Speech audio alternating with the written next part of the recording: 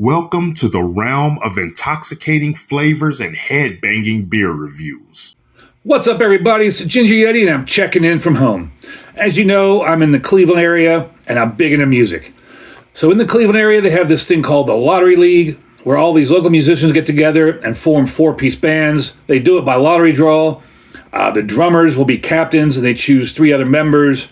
They do it in a way that the members have never collaborated together before, at least they try to. And then these four-piece groups they put together make 10 minutes worth of music, and then they have a showcase where all the different bands that were formed to get to play live and play their 10 minutes worth of music. And as part of this, a lot of local breweries get together to try to help support and sponsor this event, which is really cool. And they put out some cool beers. And I found another one of the beers. If you've been watching me for a while, I guess over the summer, I did Disaster Transport, which was a modulated pale ale, and that was one of the Lottery League beers. I happened to find another one.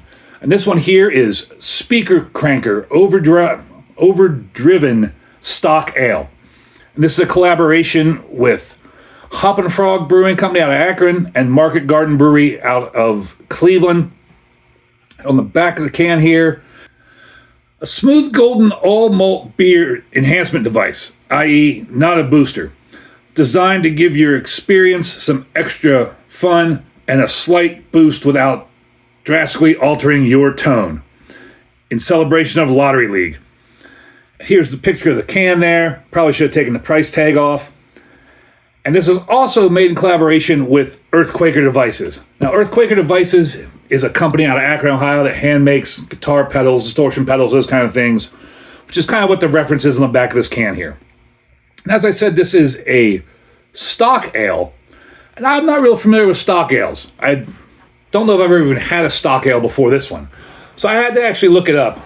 And in case you're not familiar with stock ales, it's a type of strong ale that was traditionally brewed in England, particularly in the Burton-upon-Trent area. It's characterized by its high gravity, typically above 1.1, and a generous hopping rate. Stock ales were designed to be aged for several months or even years, which allowed the beer to mature, develop a complex flavor profile. Historically, stock ales were brewed with classic Maris Otter malt and Fuggles and East Kent Goldings hops, all imported from England. The beer is intended to be laid down and allowed to round out and mellow with age. Much like a fine port wine, this aging process contributed to its robust character, making it capable of enduring large variations in temperature without spoiling. So that's apparently what a stock ale is. I don't know that I've ever had one before. And there is a date on the bottom here, but it's unfortunately a little blurry. I don't know if that says... It says Best Buy something 21 2027 maybe? I'm not real sure. The date's kind of smudged. I wish they would put them in the center of the can, or better yet on the label where they're easier to read. So I picked this up at Ross Beverage for $2.79. As soon as I saw it, I knew I had to have it because, again, live in Cleveland, huge music fan, really like this Lottery League idea, and I've probably talked so much that everybody's tuned out by now. But I'm going to get into it anyways. This is a 6.9% ABV stock ale.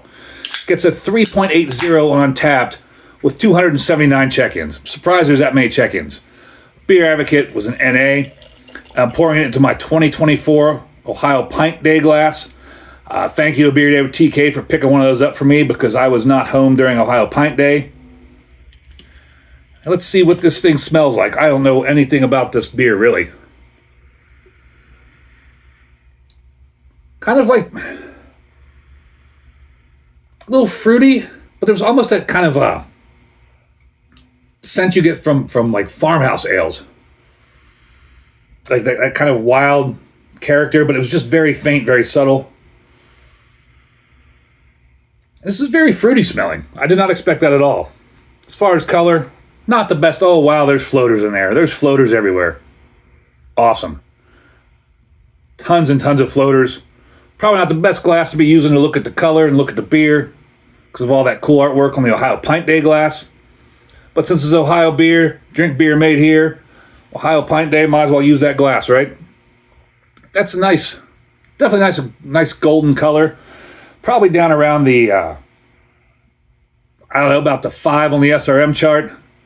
Can't see through that at all, but I can see all those floaters. A lot of carbonation in the glass. Pinky's worth a nice, bubbly white head. I mean, that's just bright white. But man, I don't know if you can see that on the camera, but there is like tons and tons of floaters in there. Maybe you can get a picture of the bottom there, see all those floaters. Hopefully you can see those floaters. Did not expect that at all. Well, here's to possibly my first stock ale. Cheers, everybody.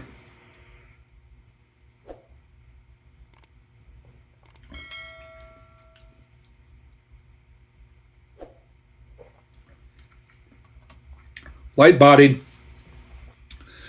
It's kind of got that syrupy maltness to it.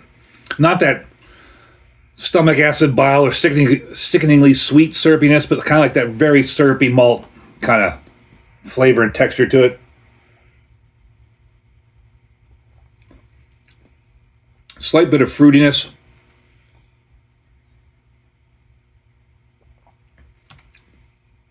No hint of hop at all. No bitterness at all. It's a sweet beer. Again, it's not cloyingly sweet or sickeningly sweet, but it is on the sweeter side of beer. 6.9% ABV, don't notice that at all. It's definitely something different. I don't know. I mean, I don't know that I've had a stock ale. This is what stock ales taste like. I'd like to try more of them. No noticeable carbonation at all. I give this a horns up. Interesting beer, different. Definitely like to try more of these. Like to try more of this style. Absolutely drink this again. It's another really cool beer to find. Super happy I found this beer because I always like supporting these local things. Do you all have something local like that in your area? I mean, if you're into the music scene at all, do you have some sort of lottery league or something where you brings about all the local musicians together, try to get them to meet each other, play with each other, have a good time? If you do, let me know down below. I'd be interested to know what kind of like local music scene you have. Is your scene big enough to have breweries make beers just for the local music event, local music scene? If so, I'd like to try to find them. And thank you for watching. I appreciate it. And as always, embrace the adventure.